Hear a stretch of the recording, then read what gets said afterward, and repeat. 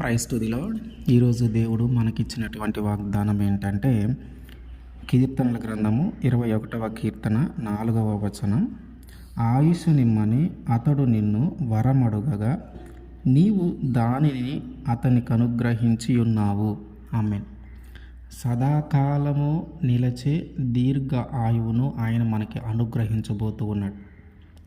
ఒక అనుకోని ప్రమాదము ద్వారా, ఒక ఊహించని ఒక ప్రమాదము ద్వారా మనము మరణ పడకల మీద ఉన్నప్పుడు, ఒక పాపము చేయటం ద్వారా ఒక వ్యాధి కలిగి, ఆ వ్యాధి వలన మనము మరణ పడకల మీదకి వెళ్ళిపోయినప్పుడు డాక్టర్లు సైతము ఇక మా వల్ల కాదు అని చేతులెత్తేస్తే ఇక బ్రతకమేమో అని ఒక భయములో ఉండి, అయ్యా నాకు ఆయుష్నివ్వు, అయ్యా నాకు జీవాన్నివ్వు, అయ్యా తిరిగి నన్ను బ్రతికించు, అయ్యా ఇదిగో ఈ ఒక్క అవకాశం ఇచ్చి చూడయ్యా నా జీవితాన్ని నేను మార్చుకుంటాను అని ఈరోజు ఎంతమంది అయితే మరణ పడకల మీద ఉండి అడుగుతూ ఉన్నారో వారందరికీ ఆయన ఆయుష్ని ఇవ్వబోతూ ఉన్నాడు. ఆయుష్ నువ్వు, నన్ను బ్రతికించు, ఒక అవకాశం ఇవ్వని ఎవరైతే అడుగుతూ ఉన్నారో వారందరిని ఆయన తిరిగి జీవింపజేయబోతూ ఉన్నాడు. ఎందుకంటే జీవము మరణము రెండు ఆయన వశములోనే ఉన్నాయి. మనము బ్రతకాలన్నా, మనము ఈ భూమి మీదకి జన్మించాలన్నా, మనము బ్రతకాలన్నా, మనము చనిపోవాలన్నా రెండు ఆయన వశంలోనే ఉన్నాయి. ఆయనకి తెలియకుండా మనము చనిపోలేము, ఆయనకి తెలియకుండా మనము జన్మించలేము. కనుక మనము ఒకవేళ మరణకరమైన పరిస్థితుల్లో ఉంటే ఆయనని అడిగితే ఆయన ఖచ్చితంగా మనకి జీవాన్ని ఇస్తాడు. మనము ఇటువంటి పరిస్థితుల్లో ఉన్నప్పుడు మనం ఎన్నోసార్లు ఎన్నో యాగాలు, యజ్ఞాలు, పూజలు, వ్రతాలు ఎన్నో చేసి ఉంటాం. కానీ బ్రతుకుతాడనే గ్యారెంటీ లేని పరిస్థితి. ఎంతోమందికి మొక్కుంటాం, ఎంతోమందికి ఉపవాసాలు ఉండి ఒక వ్రతంలాగా దాన్ని చేసి ఉంటాం. కానీ బ్రతుకుతాడనే గ్యారెంటీ లేదని అంటూ ఉన్నటువంటి సమయంలో ఇంతమంది దేవుళ్లకు నువ్వు ప్రయత్నం చేసావు కదా, ఇంతమంది దేవుళ్ళని నువ్వు అడిగావు కదా, నన్ను బ్రతికించని ఆ దేవుళ్ళని అనబడే వారందరిని అడిగావు కదా. ఇదిగో ఈరోజు నిజమైన దేవుడున్నాడు, ఆయన యేసుక్రీస్తు వారు. ఆయన ఒక మాట అడిగి చూడు. ఇప్పుడు దాకా నువ్వు పూజించి ఉంటావు, ఇప్పుడు దాకా నువ్వు ఉపవాసం ఉండి అడిగి ఉంటావు, ఒక వ్రతంలాగా దాన్ని పాటించి ఉంటావు, ఎన్నోసార్లు మొక్కుబడులు చేసి చెల్లించి ఉంటావు. ఇప్పుడు అయినా నీ పరిస్థితి మారకుండా ఇంకా మరణమే పొంచి ఉందా? ఒక్కసారి దేవుడైనటువంటి నిజదేవుడైనటువంటి యేసుక్రీస్తు వారికి మొరపెట్టి చూడు. ఒక్కసారి యేసుక్రీస్తు వారిని అడిగి చూడు. అయా ఒక్క అవకాశం ఇవ్వయ్యా, నాకు ఈ ఒక్కసారి నన్ను బ్రతికించయ్యా, నన్ను జీవింపజేయి అని, నాకు ఆయుష్నివ్వయ్యా అని ఆయన అడిగి చూడు. ఆయన ఖచ్చితంగా ఆయన్ని ఎవరైతే అడుగుతారో వారిని ఆయన ఖచ్చితంగా బ్రతికిస్తాడు. వారికి ఆయుష్ను ఖచ్చితంగా ఆయన దయచేస్తాడు.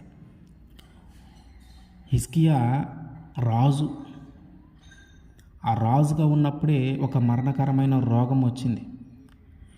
ఆ రోగం వచ్చినప్పుడు యెషయా ప్రవక్త వచ్చి హిజ్కియాతో మాట్లాడుతూ ఉన్న మాట ఏంటంటే, ఇంక నువ్వు బ్రతకవు, నీకు ఒక రోగం వచ్చింది కదా, నీకు ఒక వ్యాధి వచ్చింది కదా, ఆ వ్యాధి నీకు మరణం కొరకే వచ్చింది, అది నిన్ను చంపేస్తుంది, దాని ద్వారా ఇంక నువ్వు బ్రతకవు, ఇంక నువ్వు చనిపోతావు, ఇంకేదైనా చేయాలనుకుంటే నీళ్ళు చక్కబెట్టుకోవాలనుకుంటే చక్కబెట్టుకో అని యెషయా ప్రవక్త చెప్పి వెళ్ళిపోతూ ఉన్నాడు రాజుకి, హిజ్కియాకి. హిజ్కియా వెంటనే ఆయన చేసిన పని ఏంటంటే వెంటనే ప్రార్థన చేశాడంట. ఎటువంటి ప్రార్థన అంటే తనను తాను తగ్గించుకొని కన్నీటి ప్రార్థన చేశాడు. మనం ఒకసారి చూస్తే 2వ రాజుల గ్రంథము 20వ అధ్యాయము 3వ వచనం. యెహోవా యథార్థ హృదయుడనై సత్యముతో నీ సన్నిధిని నేనెట్లు నడుచుకొంటినో, నీ దృష్టికి అనుకూలముగా సమస్తమును నేనెట్లు జరిగించితినో కృపతో జ్ఞాపకము చేసి కొనమని హిజ్కియా కన్నీళ్లు విడుచుచు యెహోవాను ప్రార్థించెను. నేను రాజుని, నాకే మరణమా, నేను రాజుని, లేకపోతే ఆ ప్రవక్త వచ్చి చెప్పినప్పుడు నువ్వు నా దగ్గర శుభవచనములు పలకకుండా అశుభమైనవి పలుకుతావా అని ఆ ప్రవక్త మీద కోప్పడవచ్చు, లేదా ఆ ప్రవక్తని శిక్షించవచ్చు. ఎందుకంటే నువ్వు చనిపోతావని చెప్పగానే రాజుకి అశుభమైన మాటలు ఏవి వినపడకుండా చేస్తూ ఉంటారు అక్కడ. ఎందుకంటే ఆయనకి కోపం వచ్చినందుకు ఏ శిక్ష అయినా విధించవచ్చు. రాజు విధించిన శిక్షను తప్పించే అవకాశం ఎవరికి లేదు. కానీ ప్రవక్త ధైర్యంగా వచ్చి చెప్పాడు, ఇక నువ్వు బ్రతకవు అని. పోనీ నేను రాజుని, నేను ఎందుకు బ్రతకను అని చెప్పి ఒక వైద్యుని పిలిపించుకోవటం కానీ, లేదా ఆ రోగాన్ని తగ్గించుకోవడానికి వేరే మార్గాన్ని వెతకటం కానీ ఏమీ చేయలే. రాజైనా సరే, ఒక దేశాన్ని పరిపాలించే వ్యక్తి అయినా సరే, అనేక మంది ఆయన మాట వినే స్థానంలో ఉన్న వ్యక్తి అయినా సరే తనను తాను తగ్గించుకొని ప్రార్థన చేస్తూ ఉన్నాడు. అయ్యా, ఒక్కసారి నన్ను జ్ఞాపకం చేసుకో, నేను ఎట్లా బ్రతికానో ఒకసారి జ్ఞాపకం చేసుకో అని ఆయన అడుగుతూ ఉన్నాడు. అంటే ఈ మరణకరమైన పరిస్థితుల్లో మనం ఉన్నప్పుడు మనము కూడా అడగాలి. ఏమని? మనల్ని మనము తగ్గించుకొని అడగాలి, కన్నీటితో అడగాలి. ఒక్కసారి నన్ను జ్ఞాపకం చేసుకోయ్యా. మనం నిజంగా ఒక నీతిగా నిజాయితీగా జీవించిన వ్యక్తులమే అయితే మనం ఈ విధంగానే, హిజ్కియా అడిగిన విధంగానే మనం కూడా అడగొచ్చు.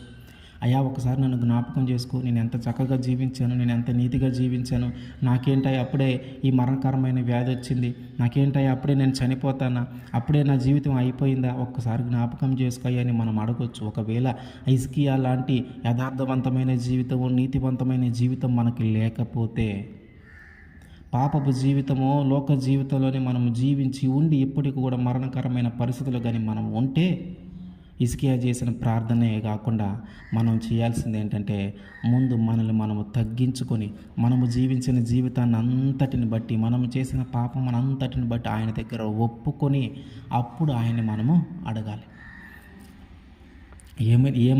ఏమని చేయాలి ప్రార్థన? ఏమని అడగాలంటే, నీ జీవితంలో ఆ మరణ పడకల మీదకి రాకముందు నువ్వు జీవించిన జీవితాన్ని అంతా ఒక్కసారి జ్ఞాపకము చేసుకొని, ఏ పాపము చేసాము, ఏ దోషము చేసాము, ఎవరికి అన్యాయము చేసాము అన్నీ జ్ఞాపకము చేసుకొని ఒకదాని తర్వాత ఒకటి మొత్తము ఆయన దగ్గర మనం ఒప్పుకుంటే, మనము ప్రార్థన చేస్తూ అవన్నీ ఒప్పుకోవాలి. అంటే మన చిన్నతనం నుంచి మనం ఇప్పుడు మరణకరమైన పరిస్థితుల్లో ఉన్న వరకు మనం ఎన్ని తప్పులు చేశామో, ఎన్ని పాపములు చేశామో వాటన్నిటిని కానీ మనము మొదట ఒప్పుకోవాలి.